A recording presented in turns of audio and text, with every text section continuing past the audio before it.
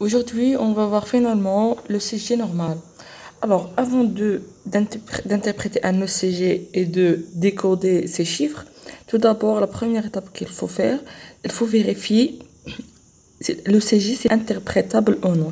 Pour dire un ECG il est interprétable, il doit assurer 5 conditions qui sont: la première, c'est que chaque ECG qu'on est en train d'interpréter doit être accompagné des informations concernant le patient, c'est-à-dire son nom, son prénom, son âge, ses antécédents, les signes cliniques qu'il a présentés, les résultats de l'examen clinique, etc.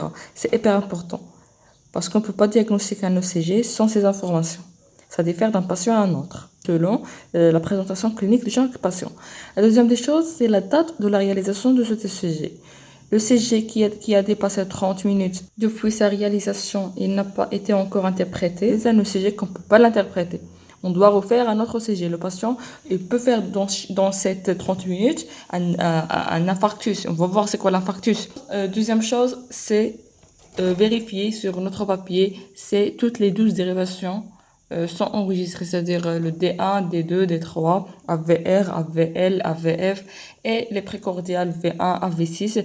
Et aussi la dérivation D2 de rythme qui est allongée. On doit avoir la bande allongée de D2 pour interpréter des choses très importantes, on va voir. Troisième des choses, c'est vérifier la stabilité de la ligne de bas, c'est-à-dire la ligne isoélectrique qui doit être stable, doit être horizontale, sans parasitage, c'est-à-dire sans tremblement, etc.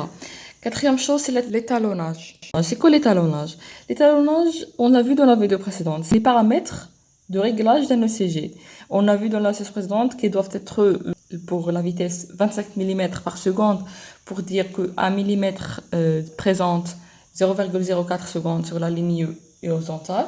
Et pour l'amplitude, ça doit être 10 mm pour 1 millivolt.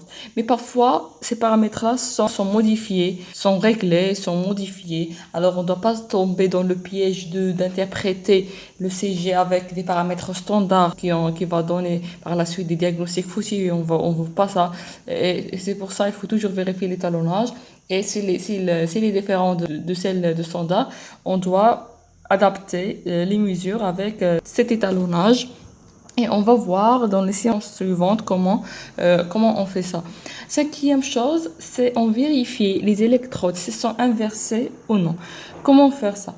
C'est tout simplement en vérifiant la VR. Les ondes sur la VR, elles doivent être toutes négatives. Pourquoi? Eh ben, on a vu dans les séances précédentes les dérivations et leur direction. On peut constater que toutes les dérivations se trouvent dans le même territoire que celle du cœur. Seule, sauf une, c'est la dérivation AVR qui se trouve totalement en dehors du cœur. C'est pour ça que, puisque c'est en dehors du cœur, c'est-à-dire que toutes les ondes vont être négatives sur l'AVR. Ce qui est le cas sur notre CG dont les électrodes ne sont pas inversées et sont bien placées, c'est-à-dire on peut passer à l'étape suivante. Après qu'on a vérifié que cet CG, on peut l'interpréter, on va par la suite l'interpréter. Et on commence par le rythme. Le rythme, il a deux informations. On dit un rythme, il est soit régulier, soit irrégulier, et il est soit sinusal ou non sinusal. C'est quoi un rythme régulier? On dit un rythme il est régulier lorsque les espaces RR, c'est-à-dire entre deux ondes RR, est constant, c'est-à-dire c'est le même tout au long de chaque dérivation. Et bien sûr qu'on ne peut pas mesurer toutes les RR sur toutes les dérivations. On prend une seule dérivation et ça s'applique pour toutes les dérivations parce que il s'agit du même cœur. C'est juste les points de vue qui se diffèrent. C'est-à-dire si le rythme est régulier sur une dérivation, ça doit l'être forcément sur toutes les dérivations.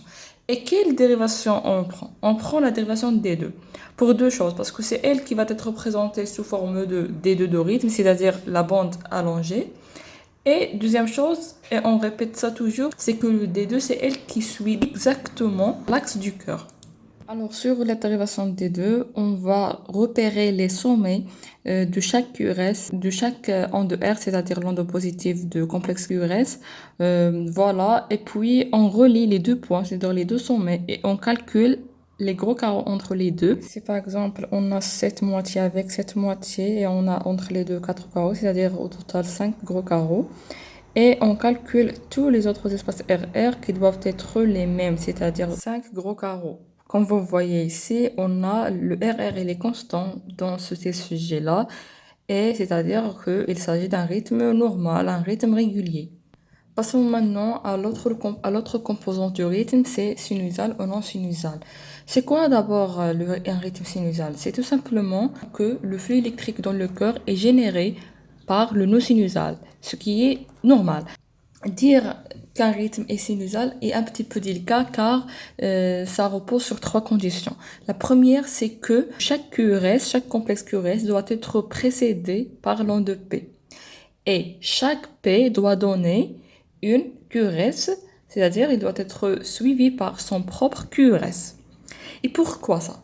Eh bien, tout simplement, rappelez-vous du principe du flux électrique dans le corps, que le nœud sinusal, normalement, il donne le flux électrique tout d'abord vers les oreillettes et puis vers le nœud auriculoventriculaire pour dépolariser les ventricules. C'est-à-dire que le flux électrique doit passer normalement du nœud sinusal vers les oreillettes, puis par le nœud auriculoventriculaire vers les ventricules. C'est pour ça que, par exemple, dans cet ECG qui est dédié à normal, on voit toujours, on est dans le rythme, c'est-à-dire notre dérivation d'étude, c'est la dérivation des deux.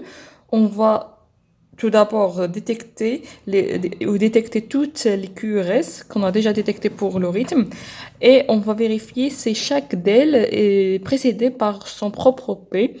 Voilà, dans ce cas, c'est oui. Et on va voir par la suite si les ondes de P, toutes les ondes de P, chaque onde de P à sa propre, à son propre complexe QRS, c'est-à-dire qu'il conduit le flux électrique vers les ventricules. Et ça va apparaître pour vous que c'est la même chose, c'est-à-dire QRS précédé par P, QRS suivi par et P suivi par QRS, mais c'est pas parce que dans certaines maladies, on a beaucoup de P, c'est-à-dire on a des QRS qui sont oui, bien et bien suivis par, ou bien précédés par une P, mais des P qui se trouvent seuls sans leur QRS. On a des P juxtaposés, beaucoup de P, une P après l'autre, sans que chaque P a son QRS, parce que tout simplement, le nombre de P dépasse les QRS. Ça, c'est une maladie. Entre parenthèses, ça, c'est l'onde T.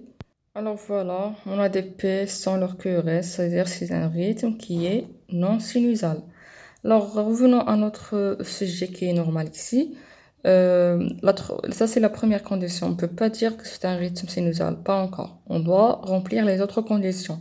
La deuxième condition, eh ben, c'est que chaque espace PR il doit être constant, c'est-à-dire il doit être le même sur tout au long de toutes les dérivations. C'est comme le RR. Alors, rappelez-vous que l'espace PR, ou bien l'intervalle PR pour être précis, c'est entre le début de P et le début du QRS. Et voilà, ici, on le calcule toujours sur la dérivation des deux. Et on trouve par exemple un gros carreau ici. Et on compare, cette distance avec les autres PR à côté tout au long de cette bande et on voit qu'il est constant, c'est-à-dire la deuxième condition est bien conservée. La troisième condition et la dernière, c'est que le P doit être positif sur les dérivations des 1 et des 2. Pourquoi? Parce que si le rythme il est sinusal, c'est-à-dire généré par le nœud sinusal, ça doit donner un vecteur qui est dirigé en bas et à gauche pour dépolariser les oreillettes et le nœud auriculoventriculaire. C'est-à-dire, ce vecteur-là, comme vous pouvez voir ici, il suit la même direction que celle de D2 et de D1. C'est-à-dire, il doit apparaître sous forme d'une onde positive. C'est-à-dire, c'est la P qui présente la dépolarisation auriculaire. C'est pour ça que la troisième condition dit que le P doit être positif sur les dérivations D2 et D1. Et voilà, on vérifie ça sur notre ECG. On cherche les dérivations D1 et D2. On repère le P. Et on projette par exemple le P de D1 sur D2 et on a les deux ici sont positifs, c'est-à-dire les trois conditions sont assurées, c'est-à-dire que le rythme c'est quoi? C'est un rythme qui est bel et bien sinusal. Au total, on dit que le rythme de cette ECG, c'est un rythme qui est régulier sinusal, ce qui est normal bien entendu. Alors on passe maintenant au troisième paramètre. Dans l'interprétation de CG, c'est la fréquence du cœur, ou bien la fréquence cardiaque. La fréquence cardiaque est normalement entre 60 et 100 battements par minute. Mais comment l'identifier sur le tracé de CG? C'est très simple. On prend le nombre 300, ça doit être aussi appris par cœur, et on le divise sur le nombre des gros carreaux entre deux ondes RR. C'est-à-dire, on applique ça sur notre graphe. Voilà, ici, on prend toujours, puisque la fréquence, ça doit être sur une bande longue. Pour calculer une bande longue, on prend le D2, notre fameux D2, et on repère un pic de R. R, c'est la onde positive d'un QRS. Et une astuce ici pour faciliter le calcul, c'est qu'on choisit une R qui se pose exactement sur le début d'un gros carreau, comme celle-là ici, et on tout simplement calcule les gros carreaux jusqu'à la deuxième R. Par exemple, dans ce cas, c'est 5, et on prend le 300, on divise 300 par 5, par la calculatrice, on obtient 60, exactement entre 60 et 100, c'est-à-dire c'est une fréquence qui est normale, parce que si la fréquence est inférieure à 60, on dit que c'est une bradycardie. Si elle est supérieure à 100, on dit que c'est une tachycardie. Ici, c'est une eucardie, ou bien tout simplement une fréquence qui est normale de 60 battements par minute.